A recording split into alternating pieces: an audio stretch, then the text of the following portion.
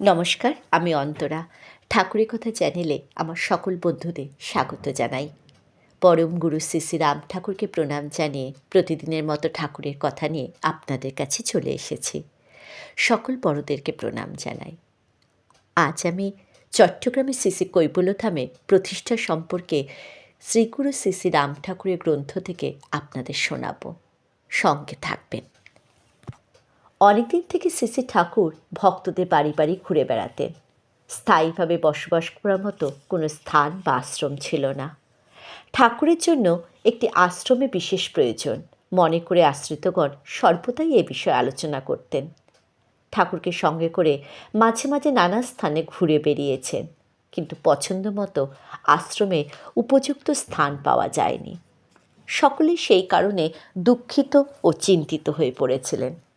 কয়েকদিন পরে চট্টগ্রামের ইনকাম ট্যাক্স অফিসার শ্রদ্ধেয় গুরুভ্রাতা মনীন্দ্র কুমার বন্দ্যোপাধ্যায় একখানা চিঠি লিখে জানান, পাহাড়তলিতে আশ্রমে উপযুক্ত একটি পাহাড় আছে। সেই পাহাড়টি মহেন্দ্রনাথ ঘোষালের বিধবা পত্নী বিনামূল্যে আশ্রমের উদ্দেশ্যে ঠাকুরকে দান করতে চান। ঠাকুরকে সঙ্গে নিয়ে 2-3 দিন পরে সকলে মিলে চট্টগ্রামে পূজনীয় গুরুভ্রাতা কন্ট্রাক্টর বিধুভূষণ বসুর বাড়িতে উপস্থিত হলেন। ঠাকুরকে প্রণাম অন্তে বিধুবাবু নিবেদন করলেন, মহেন্দ্রনাথ ঘোষালের ঐকান্তিক ইচ্ছা ছিল এই পাহাড়টিতে একটি আশ্রম প্রতিষ্ঠা করবেন। বহু চেষ্টা করেও তাহার এই বাসনা সফল করতে পারেননি। অল্প বয়সে তিনি পরলোক গমন করলে তাহার বিধবা পত্নী চপলা দেবী স্বামীর ইচ্ছে পূর্ণ করার জন্য পাহাড়টি আশ্রম প্রতিষ্ঠার উদ্দেশ্যে শ্রী শ্রী ঠাকুরকে দান করতে আগ্রহ প্রকাশ করেছেন। মনীন্দ্র কুমার বন্দ্যোপাধ্যায় জানালেন।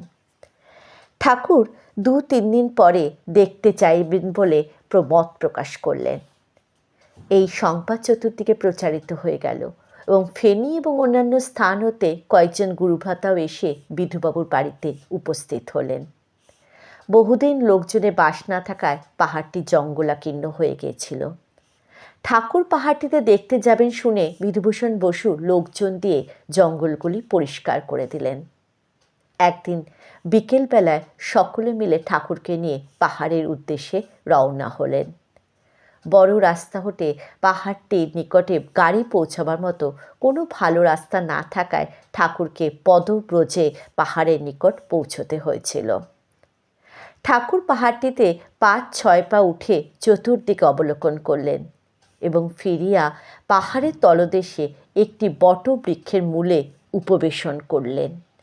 এই বটবৃক্ষই কৈবল্য শক্তি নামে অভিহিত হইয়াছে। গুরুভ্রাতারা সকলেই চতুর্দিকে ঘুরে ঘুরে দেখতে লাগলেন। গ্রীষ্মকাল, সবে মাত্র বসন্ত শেষ হয়েছে।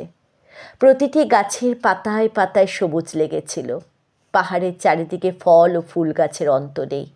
আম গাছ আম্রভরে ছিল নত, জাম গাছে ছিল অফুরন্ত জাম, বেল গাছের মাথায় মাথায় বেলের অন্ত ছিল না। লিচু, পেয়ারা, কুল গাছ ছিল অনেক।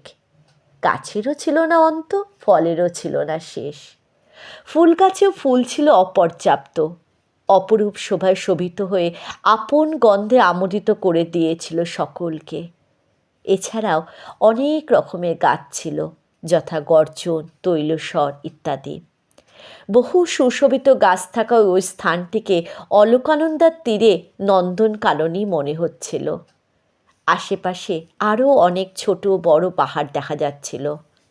মনে হলো যেন থরে থরে বিথরে বিথরে বিরাজিছে গিরিরাজি। পাহাড়ের উপরে উঠে দেখা গেল বেড়া শূন্য একখানি চৌচালা টিনের ঘরের মধ্যস্থলে একটি বেদি বিদ্যমান। শোনা গিয়েছিল স্থানটিতে একজন সাধু থাকতেন। কালক্রমে ওই সাধুর এই স্থান পরিত্যাগের পরে পাহাড়টি এইভাবেই পড়ে রয়েছে।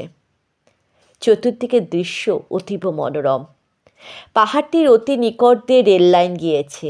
মনে হলো যেন দুটি সমান্তরাল রেখা বহুদূর চলে গিয়েছে। অনেক দূরে সমুদ্র দেখা যাচ্ছিল। অসীম সমুদ্রের নীল জলরাশি মাঝে মাঝে ফুলে গর্জন উঠছে, আপন গতিবেগে আবার শান্ত হয়ে যাচ্ছে।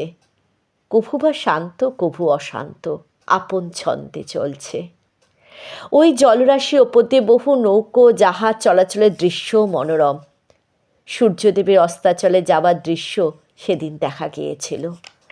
মনে হচ্ছিল যেন সারাদিনের পরিশ্রমের পর সূর্যদেব শ্রান্ত ক্লান্ত দেহে সমুদ্রের শীতল জলে অবগাহন করতে চলেছে। পাহাড়টি ও সমুদ্রের মধ্যবর্তী স্থানে ছিল সবুজ মাঠ ও ছোট ছোট গ্রাম। গ্রামগুলির মধ্যে কাঠতুলি ছিল অন্যতম। গ্রামগুলি সবই বড় বড় বৃক্ষরাজির সবুজ পাতায় ঢাকা। নানা রকম পাখিও দেখা যাচ্ছিল। প্রকৃতির সকল রকম সৌন্দর্যের বস্তুই এখানে বিরাজ করছিল। উপস্থিত সকলেই মনে মনে ঠিক করলেন এই পাহাড়টি আশ্রমের উপযুক্ত স্থান। ঠাকুর নিশ্চয়ই এই স্থানকে পছন্দ করবেন। ওই পাহাড়ের তলদেশে আব্দুল নামে একজন মুসলমান ভদ্রলোক সপরিবারে বাস করতেন। আব্দুল সেখানে উপস্থিত হলে ঠাকুর তাহাকে এমনভাবে আলিঙ্গন করলেন, মনে হলো যেন আব্দুল তাহার বহু দিনের পরিচিত। ঠাকুর আব্দুলকে বললেন, এই স্থানেই আশ্রম প্রতিষ্ঠিত হইবে। আশ্রমের সমস্ত কার্য আপনি ভক্তদের সাহায্য করিবেন। এই আশ্রমের ভালো মন্দের দিকে লক্ষ্য রাখিবেন। আব্দুল নত মস্তকে ঠাকুরের আদেশে সম্মতি জ্ঞাপন করলেন। অবশেষে আশ্রমের জন্য এই স্থানটি শ্রী শ্রী ঠাকুরের পছন্দ হয়েছে জেনে সকলেই আনন্দিত হলেন। সবাই ঠাকুরকে সাষ্টাঙ্গে প্রণিপাত করলেন। পরে সকলে ঠাকুরের সঙ্গে চট্টগ্রামে শহরে বিধুদাস বাড়িতে উপস্থিত হলেন। বিধুভূষণ বসুর বাড়িতে উপস্থিত সকলে আশ্রমের নির্মাণ কার্য আরম্ভ করতে হবে বলে স্থির করলেন। ঠাকুর এই আশ্রমকে কৈবল্য ধাম নামে অভিহিত করলেন। ঠাকুরের আদেশে 1337 সালের 10ই শ্রাবণ শুক্রবার এই আশ্রম প্রতিষ্ঠিত হয়। কৈবল্যনাথের চিত্রপট প্রতিষ্ঠা করে উৎসব করা হয়। সমগ্র স্থানটি কীর্তন উৎসবে মুখরিত হয়েছিল। জয় রাম, জয় গোবিন্দ।